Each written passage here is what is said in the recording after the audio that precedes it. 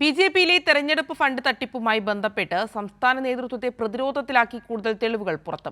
Fund വിവാദങ്ങൾ അതീവ രഹസ്യമായി ഒതുക്കി തീർക്കാനുള്ള ഔദ്യോഗിക വിഭാഗത്തിന്റെ നീക്കങ്ങൾക്ക് തിരിച്ചടിയായി.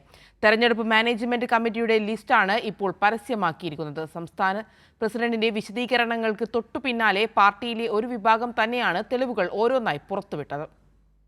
തെരഞ്ഞെടുപ്പ് ഫണ്ട് ഓഡിറ്റ് കൃത്യമായി പൂർത്തിയാക്കിയെന്നും കേന്ദ്ര കമ്മിറ്റി അഭിനന്ദിച്ചെന്നുമുള്ള സംസ്ഥാന പ്രസിഡന്റിന്റെ വാർത്താക്കുറിപ്പ് വന്ന മണിക്കൂറുകൾക്കകമാണ് നേതൃത്വത്തെ വിട്ടിലാക്കുന്ന രേഖകൾ പുറത്തു വന്നത്.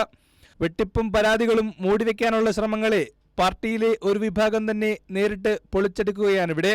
കേന്ദ്ര നേതൃത്വം സൗജന്യമായി നൽകിയ കൊടികൾക്ക് 3.25 ലക്ഷം രൂപയുടെ വ്യാജ ബിൽ ചമച്ചതാണ് ആദ്യം പുറത്തു വന്നത്. തൊട്ടുപിന്നാലെ അഖിലേന്ത്യാ സംഘടനാ ജനറൽ സെക്രട്ടറി BL സന്തോഷിന് അയച്ച പരാതിയുടെ പ്രസക്ത ഭാഗങ്ങളും പരസ്യമായി.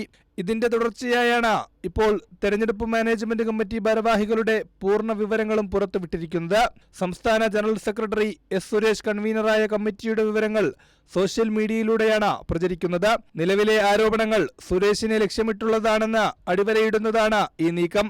നടപടി നേരിട്ട സംസ്ഥാന സെക്രട്ടറി MP അഞ്ജന ഉൾപ്പെടെയുള്ളവരുടെ ചുമതലകളും ഇതോടെ പരസ്യമായി. കൈരളി ന്യൂസ്, തിരുവനന്തപുരം.